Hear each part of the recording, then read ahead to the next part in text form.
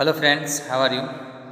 आज हम हिंदी में लेसन नंबर 2 न्याय मंत्री, उनके लेखक है सी सुदर्शन और जो लिखी है उनका प्रकार है कहानी है। आज हम कहानी पढ़ेंगे। श्री सुदर्शन जी का जन्म 1896 और उनका निधन 1968 में हुआ था। प्यारे बच्चों, आज हम श्री सुदर्शन के बारे में पहले परिचय पा लेते हैं। सुदर्शन जी का मूल वास्तविक नाम बद्रीनाथ शर्मा था। आपका जन्म 1896 में पंजाब राज्य के सियालकोट नामक स्थान में हुआ था। बचपन से ही आपने कहानियाँ लिखना प्रारंभ किया था। श्री सुदर्शन जी की कहानियों में पुष्पलता, सुप्रभात, परिवर्तन, पनघट, नगीना आदि आपकी सुप्रसिद्ध कहानियां हैं। आपका एकमात्र उपन्यास है भागवंती, ये आपका एकमात्र उपन्यास है। इस कहानी में सम्राट अशोक सर्वश्रेष्ठ न्याय मंत्री की खोज में था। शिशुपाल से मुलाकात होने पर उसकी योग्यता देखकर उसे न्याय मंत्री बनाया। न्याय न राजा देखता है न रंग। न्याय तंत्र पर विश्वास दिलाने के लिए यहाँ प्रयास किया है। नई पीढ़ी के लिए इस प्रेरक कहानी द्वारा न्याय तंत्र की जिम्मेदारी का भी महत्व समझाया गया है। मेरे बच्चों, इस पाठ के यानी न्याय मंत्री पाठ के हम कुछ शब्दार्थ आपको समझाते हैं ताकि आपको पाठ में दिक्कत न हो। ये शब्दार्थ कुछ इस तरह है। यह एक कहानी का प्रकार है। इसका सौभाग्य यानी सदनसीब, सुगम यानी सरल सहला, अवसर यानी मौका, दोष यानी गलती। दोष जो है मित्र नहीं, यहाँ दोष लिखा है, वो गलती यानी हमारी क्या भूल है। राजमुद्रा यानी राष्ट्र की निशानी जो होती है उसे राष्ट्र मुद्रा कहते हैं। समुचित, अच्छी तरह, समुचित यानी अच्छी तरह, जो आपको पाठ समझने में बहुत आसानी रहेगी। पाठ को समझने में आसानी हो इसलिए हम मुहावरे का भी अध्ययन करेंगे। सबसे पहला, सहम जाना, आश्चर्यचकित हो जाना, कलेजा धड़कना, चिंतित हो जाना। कुछ बात ऐसी हो जाती है तो कलेजा धड़कने लगता है, तो हम चिंतित हो जाते हैं। क्या हुआ, कब हुआ, कैसे हुआ, कब होगा, ये कैसे, ये वो, तो सारी चीज़ें चिंतित होने की बात करती है कलेजा धड़कना। आगे, धूम मच जाना, प्रसिद्ध हो जाना, रात दिन एक करना, कड़ी मेहनत करना। लोग बहुत मेहनत करते हैं और रात दिन एक कर देते हैं, इसलिए कभी कभी इसे मुहावरे में भी कहा जाता है कड़ी मेहनत करता है, बहुत कड़ी मेहनत करता है, ज़्यादा मेहनत करता है, तो रात दिन एक कर देना। होठ काटना यानी आश्चर्य में पड़ना, ये कैसे हो गया। सिर झुकाना यानी लज्जित होना, शर्मसार होना। गदगद हो जाना, भाव विभोर हो जाना। कुछ ऐसी कहानियाँ होती है उसे सुनकर गदगद हो जाते हैं हम, भाव विभोर हो जाते हैं। आंखें खोल देना, सही परिस्थिति समझना, कि सही परिस्थिति क्या है उसे समझना। ये सारी चीज़ें मुहावरे में आती है। हम पाठ सोचेंगे, समझेंगे, पढ़ेंगे, तभी हम उस सारी बातों का ज्ञान होगा। प्यारे बच्चों, हम आज पाठ अब शुरू करते हैं। सुनिए। संध्या का समय था, चारों ओर अंधकार फैल चुका था। ऐसे में किसी ने बाहर से घर का दरवाजा खटखटाया। कौन है? ब्राह्मण शिशुपाल ने थोड़ा सा दरवाजा खोलते हुए पूछा। एक परदेसी बाहर से आवाज आई, क्या मुझे रात काटने के लिए स्थान मिल जाएगा? जैसे ही शिशुपाल ने पूरा दरवाजा खोला, उनके सामने एक नवयुवक खड़ा था। उन्होंने मुस्कुरा कर कहा, यह मेरा सौभाग्य है, अतिथि के चरणों से यह घर पवित्र हो जाएगा, आइए पधारिए। ऐसा कहकर शिशुपाल ने उस परदेसी को अपने घर में बिठाया। फिर दोनों उस समय की देश की अवस्था पर बातें करने लगे। शिशुपाल ने कहा, आजकल बड़ा अन्याय हो रहा है। परंतु परदेसी इस बात से सहमत न था। वह बोला, दोष निकालना तो सुगम है, आसान है, परंतु कुछ करके दिखाना बहुत कठिन है। ऐसा कौन कहता है? वो परदेसी इंसान। परदेसी इंसान कौन है वो हम आगे देखेंगे। शिशुपाल बोले, अवसर मिले तो दिखा दूं कि न्याय कैसे कहते हैं। मुझे अगर अवसर मिले या मुझे मौका मिले तो मैं दिखा दूं कि न्याय किसे कहते हैं। तो आप अवसर चाहते हैं? कौन कहता है? परदेसी इंसान। क्या कहता है? तो आप अवसर चाहते हैं, मौका चाहते हैं। तो शिशुपाल ने बेधड़क कह दिया, हाँ, अवसर चाहता हूं। फिर कोई अन्याय नहीं होगा, बिल्कुल नहीं। ऐसा कौन कहता है? शिशुपाल। किसे? वो परदेसी इंसान से। बिल्कुल नहीं। कोई अपराधी दंड से न बचेगा, कोई अपराधी दंड से न बचेगा। नहीं। परदेसी ने मुस्कुरा कर कहा, यह बहुत कठिन काम है। परदेसी ने कहा, यह बहुत कठिन काम है। ब्राह्मण के लिए कुछ भी कठिन नहीं। यह शिशुपाल ने कहा, मैं न्याय का डंका बजाकर दिखा दूंगा। परदेसी धीरे से मुस्कुराए पर कुछ न बोले। फिर कुछ देर बाद वे सो गए। परदेसी जो इंसान था वो थका था और वो सो गया। सुबह उठकर परदेसी ने शिशुपाल को धन्यवाद देकर उससे विदा ली। शिशुपाल जो परदेसी था वो परदेसी इंसान ने पूरी रात बिताई। सुबह उठने के बाद वो अपने काम पर, अपने घर पर लौट गया। जाते वक्त शिशुपाल को बधाई दी।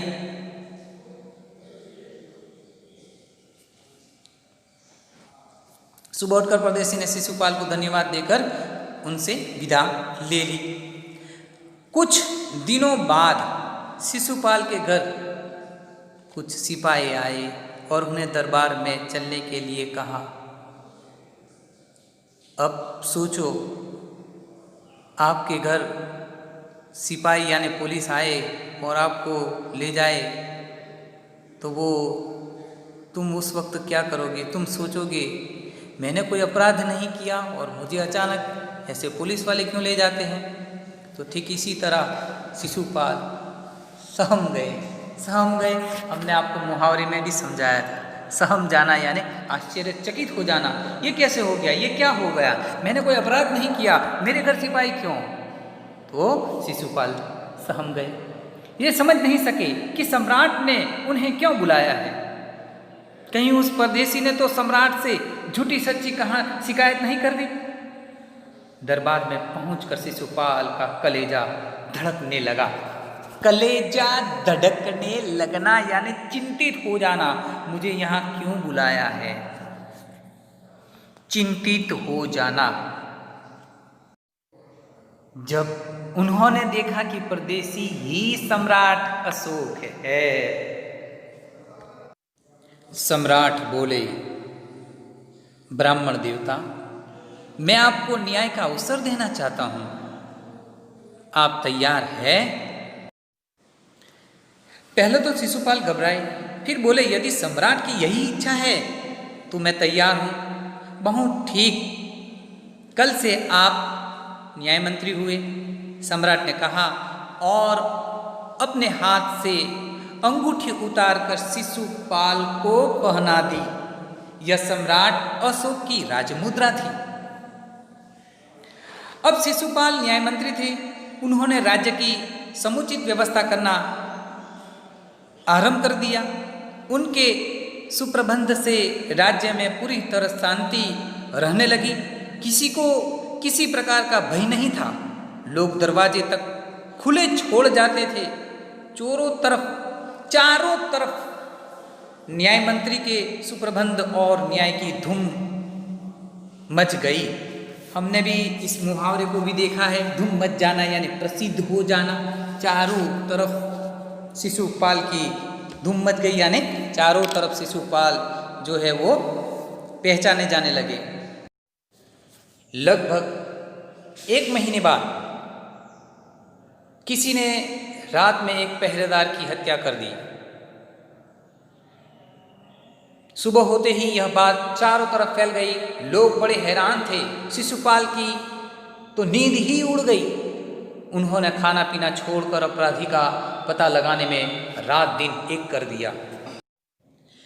बहुत प्रयत्न करने के बाद जब अपराधी का पता चला तो शिशुपाल के आश्चर्य का ठिकाना न रहा।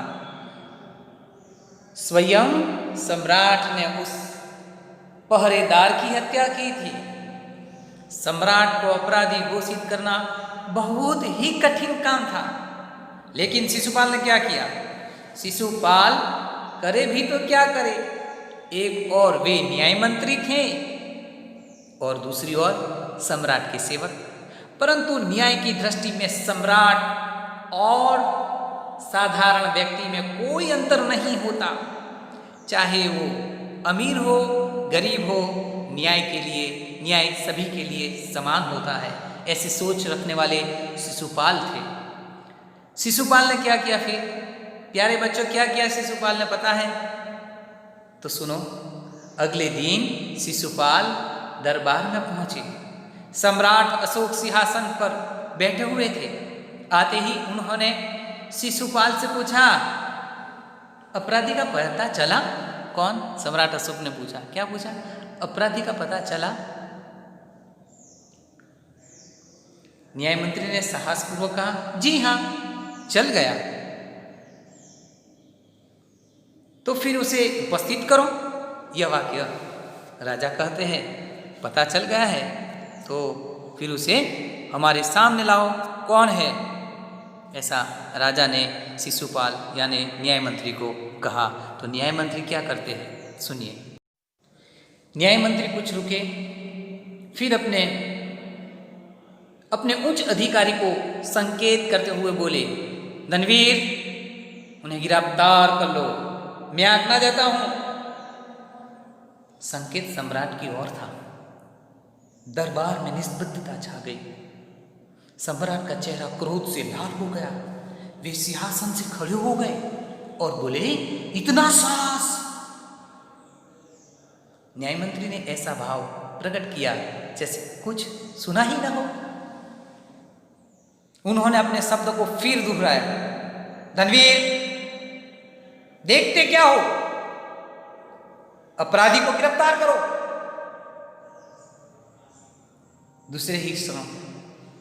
दूसरे ही क्षण सम्राट के हाथों में हथकड़ी पड़ गई। लोग हैरान हो गए, यह क्या हुआ? राजा को हाथ में हथकड़ी। सोचने लगे। न्याय मंत्री ने कहा, अशोक, तुम पर पहरेदार की हत्या का आरोप लगाया जाता है, तुम इसका क्या उत्तर देते हो? सम्राट होठ काट कर रह गए। हमने अगले भी आपको कहा था, मुहावरे में ध्यान दीजिए, होठ काटना यानी आश्चर्य में पड़ जाना। अब सम्राट अशोक वो आश्चर्य में पड़ गए। बोले तो क्या बोले, आखिर गुनहगार ही थे तो क्या कहे, कुछ बोल न पाए। देखो दोस्तों, उस परदेसी के साथ जो वादा किया था कि वक्त आएगा तो हम बता देंगे न्याय किसे कहते हैं, आज परदेसी के हाथ में हथकड़ी लगाई किसी ने, उसी शिशुपाल ने। तो सम्राट होठ काटते रह गए। न्याय मंत्री ने फिर पूछा, तो तुम अपराध स्वीकार करते हो? हाँ, मैंने उसे मारा, अवश्य है, पर दंडित था। सम्राट का उत्तर था। वह दंडित था या नहीं, तुमने एक राजकर्मचारी की हत्या की है, तुम अपराधी हो, तुम्हें मृत्युदंड दिया जाता है। न्याय मंत्री ने निर्णय दिया। जो न्याय मंत्री थे उन्हें आखिरकार वो न्याय दे दिया। ये आपने एक कर्मचारी को मारा है, चाहे वो भले दंडित हो, फिर भी आपने उसकी हत्या की है, आप अपराधी है। ऐसा न्याय मंत्री ने स्पष्ट सम्राट के सामने सम्राट को कह दिया। सभा में सन्नाटा छा गया। न्याय मंत्री का निर्णय सुनकर सम्राट ने सिर झुका लिया। वे तो स्वयं शिशुपाल की परीक्षा में सफल हो गए थे। सम्राट का हृदय ऐसे व्यक्ति को पाकर गदगद हो रहा था। गदगद हो जाना मुहावरा है, भाव विभोर हो जाना। कितना अच्छा इंसान है, न्यायप्रिय इंसान है। राजा भी इस बात से खुश हो गए। तभी न्याय मंत्री का संकेत पाकर एक कर्मचारी सम्राट अशोक की सोने की मूर्ति लेकर उपस्थित हो गया। न्याय मंत्री ने खड़े होकर कहा, सज्जनों, यह सच है कि मैं न्याय मंत्री हूँ और यह भी सच है कि अपराधी को दंड मिलना चाहिए, परंतु अपराधी और कोई नहीं, स्वयं राजा यानी सम्राट है। शास्त्रों में राजा को ईश्वर का रूप माना गया है, इसलिए उसे ईश्वर ही दंड दे सकता है। अतः एवं मैं आज्ञा देता हूं कि सम्राट को चेतावनी देकर छोड़ दिया जाए और उनके स्थान पर इस सोने की मूर्ति को फांसी पर लटका दिया जाए। इससे लोगों को शिक्षा मिलेगी। न्याय मंत्री का न्याय सुनकर लोग जय जयकार कर उठे। जब सब लोग चले गए तो शिशुपाल ने राजमुद्रा सम्राट अशोक के सामने रख दी और बोले, महाराजा, यह राजमुद्रा वापस ले ले। मुझसे यह बोझ नहीं उठाया जाएगा। अशोक ने सम्मान भरी दृष्टि से उनकी ओर देखते हुए गदगद कंठ से कहा, आपने मेरी आंखें खोल दी है। आपका साहस प्रशंसनीय है। यह बोझा आपके अतिरिक्त और कोई नहीं उठा सकता। न्याय मंत्री निरुक्त हो जाइए। न्याय मंत्री निरुत्तर हो जाइए। आपको अब जवाब देने की जरूरत नहीं है। आप अच्छे भले इंसान हैं। आप ही न्याय मंत्री की कुर्सी पर आप ही बैठेंगे। आप आगे कुछ नहीं बोलेंगे। इतनी अच्छी बात राजा सम्राट अशोक और शिशुपाल के बीच होती है। आखिरकार न्याय सभी को मिलता है। दोस्तों, यहाँ यह पाठ पूर्ण होता है। आपको हमारी इस वीडियो अच्छी लगी हो तो उसे लाइक करें, शेयर करें और सब्सक्राइब करना न भूलें। थैंक यू, धन्यवाद। हम अब देखते हैं स्वाध्याय की ओर। तो आपको यह स्वाध्याय अपनी कॉपी में लिखना है। चलिए दोस्तों, आज हम पाठ नंबर 2 न्याय मंत्री का स्वाध्याय देखेंगे। स्वाध्याय सवाल नंबर 1, निम्नलिखित प्रश्न के उत्तर एक एक वाक्य में लिखिए। तो ये सवाल जो है, पहला प्रश्न है, उसमें 8 क्वेश्चन है। तो सभी एक एक वाक्य में उसे उत्तर लिखना है आपकी कॉपी में, यानी नोट में। शिशुपाल ने अपने घर का दरवाजा क्यों खोल दिया? सवाल नंबर 2, शिशुपाल किस अवसर की तलाश में था? बहुत ही सहला आंसर है, आपने यदि ध्यान दिया हो तो। सवाल नंबर 3, न्याय के विषय में शिशुपाल के क्या विचार थे? प्रश्न नंबर 4, परदेशी कौन था? उसने दूसरे दिन क्या किया? बहुत ही सहला आंसर। सवाल नंबर 5, सम्राट अशोक ने शिशुपाल को राजमुद्रा क्यों दी? प्रश्न नंबर 6, राज्य में न्याय के विषय में परिस्थितियां कैसे बदल गई? यदि आपने ध्यान दिया तो यह भी सहला जवाब है। सवाल नंबर 7, पहरेदार की हत्या होने पर शिशुपाल की स्थिति कैसे हो गई? और आखिरी सवाल 8वां नंबर, अपराधी का पता चलने पर शिशुपाल ने क्या किया? ये 8 सवाल एक एक वाक्य में आपको लिखना है। हम अब प्रश्न नंबर 2 की ओर बढ़ेंगे। प्रश्न नंबर 2, विस्तार से उत्तर दीजिए, यानी उसे ज़्यादा लिखना है, विस्तार से के साथ लिखना है। प्रश्न नंबर 2 में पहला, सम्राट अशोक ने न्याय मंत्री की खोज कैसे की? प्रश्न नंबर 2, सम्राट अशोक ने न्याय मंत्री का पद देने हुए शिशुपाल को क्या दिया? और प्रश्न नंबर 3, सम्राट अशोक क्यों गदगद हो गए? प्रश्न नंबर 4, न्याय मंत्री ने अपराधी सम्राट के जीवन की रक्षा किस प्रकार की? और नंबर 5, इस प्रश्न का आखिरी प्रश्न, न्याय मंत्री निरुत्तर क्यों हो गए? अब हम देखेंगे प्रश्न नंबर 3, निम्नलिखित विधान कौन कहता है क्यों? तो पहला, यह मेरा सौभाग्य है, यह वाक्य कौन कहता है और क्यों कहता है? सवाल नंबर 2, दोष निकालना तो सुगम है, सरल है, परंतु कुछ कर दिखाना कठिन है, यह वाक्य कौन क्यों कहता है?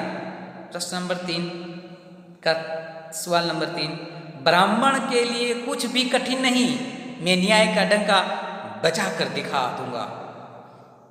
नंबर 4, तो तुम अपराध स्वीकार करते हो, कौन कहता है और क्यों कहता है? और आखिरी सवाल, महाराजा यह राजमुद्रा वापस ले ले, मुझसे यह बोझ नहीं उठाया जाएगा। महाराजा यह मुद्रा वापस ले ले, मुझसे यह बोझ नहीं उठाया जाएगा, यह वाक्य कौन क्यों कहता है? आगे आखिरी सवाल है, विरोधार्थी शब्द दीजिए। परदेसी, आदर, अपराधी, सुप्रबंध,